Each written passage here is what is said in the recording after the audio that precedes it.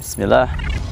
Assalamualaikum warahmatullahi wabarakatuh. Waalaikumsalam warahmatullahi wabarakatuh. Alhamdulillahirabbil alamin wa bihi nasta'inu ala umuri dunya waddin wassalatu wassalamu ala asyrafil anbiya'i wal mursalin nabiyina Muhammadin wa ala alihi wa ashabihi wa man sara ala nahjihi ila yaumiddin. Amma ba'd. Ikhwani at-tullab wal asatidah al-fudala rahimani wa rahimakumullah. Alhamdulillah, di pagi hari yang cerah berbahagia ini kita bersyukur kepada Allah Subhanahu wa taala yang mana kita diberikan kesempatan kembali oleh Allah Subhanahu wa taala untuk melaksanakan salah satu dari acara rutinitas pekanan di Ma'had kita yang tercinta ini.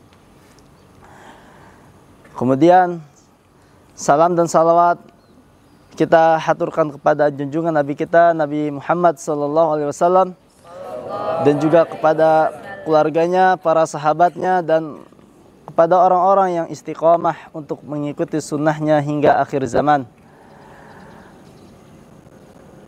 Ikhwati at-tullab al-mahbubah rahimani wa rahimakumullah, bahwa kita di pagi hari ini kita banyaklah bersyukur kepada Allah Subhanahu wa taala. Ya. Karena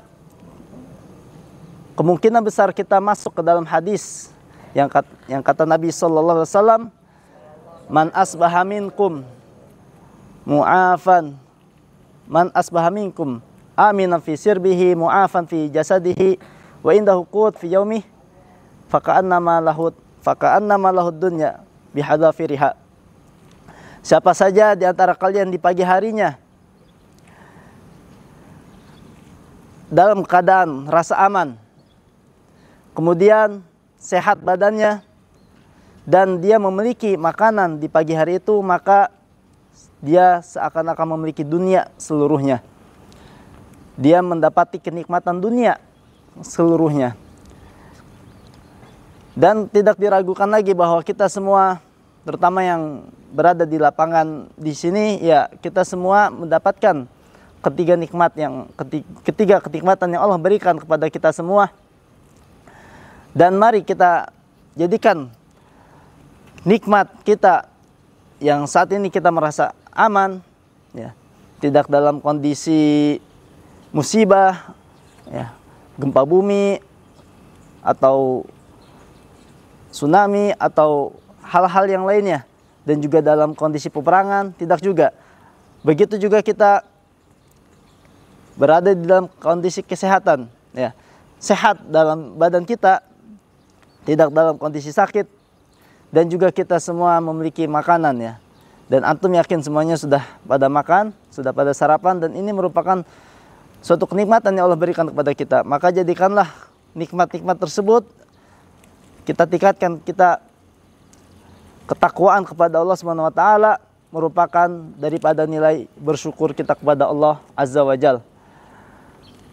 Dan kita pun juga harus lebih perhatian, ya, terhadap nikmat-nikmat yang Allah berikan. Di antara nikmat yang tadi telah disebutkan, ya, banyaknya yang menimpa kita sebagaimana kata Nabi SAW, nikmatani makmudun katsir minan nas as-sihat wal faraq. Dua nikmat kata Nabi SAW yang kebanyakan manusia itu tertipu dengannya, yaitu nikmat sehat dan waktu luang. Jadikan rasa kesehatan kita di dalam jasad tubuh kita ini menjadi sebab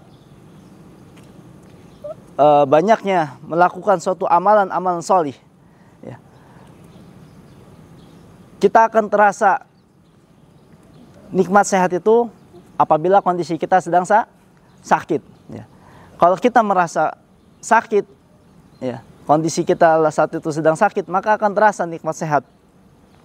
Ya, kita melihat orang bisa belajar, kita melihat orang bisa bermain, berolahraga, dan kondisi kita ketika sakit itu akan terasa, ya.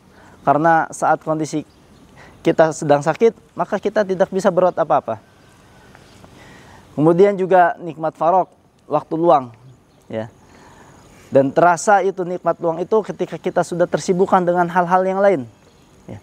Tersibukkan dengan pekerjaan, ya, tersibukkan dengan aktivitas, tersibukkan dengan suatu kegiatan-kegiatan yang lainnya, dan itu akan terasa. Dan kita kadang merasa kurangnya ilmu kita di saat ini, ya, karena di saat waktu luang kita kurangnya semangat dalam belajar, kurangnya kesungguhan kita dalam menuntut ilmu, sehingga ketika kita ingin menambah ilmu namun sudah tersibukkan dengan pekerjaan-pekerjaan yang lainnya. Maka dari itu, ayo ikhwah, ini menjadi tambih buat diri anda pribadi dan antum semua. Maka perhatikanlah, ya, jangan sampai dua nikmat yang telah dikatakan oleh Nabi SAW itu menjadi suatu tertipu, ya, suatu menjadi yang menipu kita. Manfaatkanlah selagi itu masih ada nikmat sehat dan juga waktu luang dengan memperbanyak amalan-amalan sholih, ya. Dan jangan sampai kita menjadi orang-orang yang rugi, ya. Orang-orang yang rugi sebagaimana yang Allah firmankan bahwasanya kita ini semuanya adalah orang-orang yang merugi. Innal insana lafi khusrin. Sungguh manusia itu berada dalam kerugian, ya. Kita semua manusia, umat manusia semuanya rugi, ya, kecuali kata Allah, illal ladzina amanu wa amilus shalihat wa tawassaw bil haqqi wa tawassaw bis sabr. Kecuali orang-orang yang beriman. Apakah hanya sekedar keimanan aja? Tidak. Allah lanjutkan ayat berikutnya, wa amilus shalihat, dan juga orang-orang yang beramal salih, ya. Apakah cukup dengan dua saja? Tidak. Allah sebutkan di ayat berikutnya, wa tawassaw bil haqqi, ya. Apakah cukup dengan hak?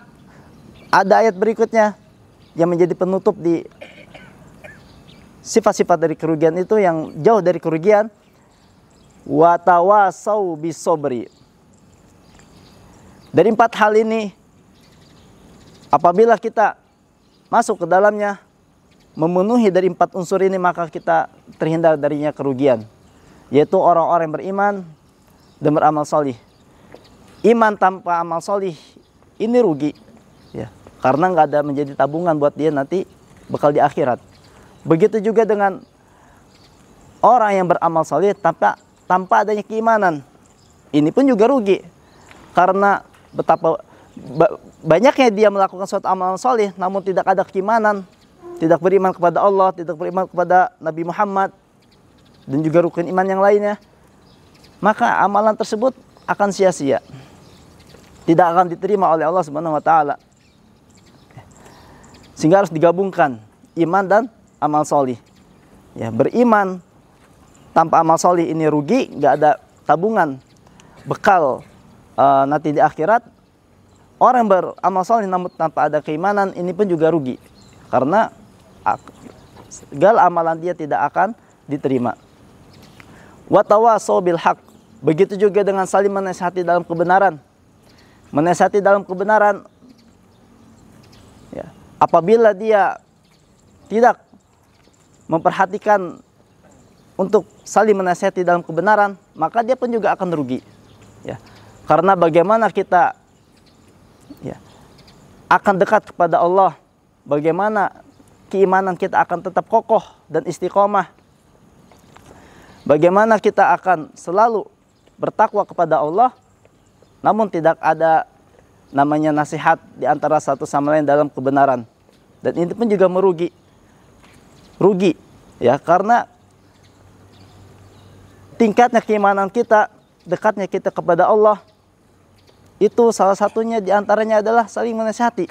Adanya sebuah teguran, nasihat yang menjadikan dia sadar atas terluput dari dosa dan maksiat, sehingga dia kembali kepada Allah Subhanahu wa taala. Ya, bahwasanya agama kita ini adalah agama nasihat. Ad-dinu nasihah, kata Nabi SAW. Agama ini adalah nasihat, ya. Kemudian juga Yang terakhir, saling menasihati dalam kesabaran. Jika seseorang pun juga tidak ada pada ranah yang keempat ini, maka akan rugi. Bagaimana dia akan istiqomah untuk melakukan suatu amalan-amalan solih, namun tidak ada padanya saling menasihati dalam kesabaran. Bagaimana seseorang bisa menjauhi segala larangan-larangan Allah, namun dia tidak ada saling menasihati dalam kesabaran.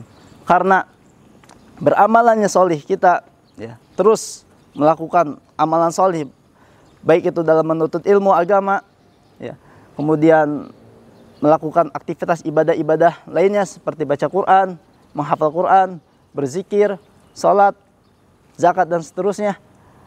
Ini perlu adanya kesabaran. Sehingga perlu juga dengan adanya menasihati dalam kesabaran, sehingga kita diingatkan tentang kesabaran kita untuk melakukan amalan solih. Begitu juga dengan meninggalkan segala larangan Allah. Bagaimana kita bisa meninggalkan larangan Allah kalau tidak ada saling menasihati dalam kesabaran?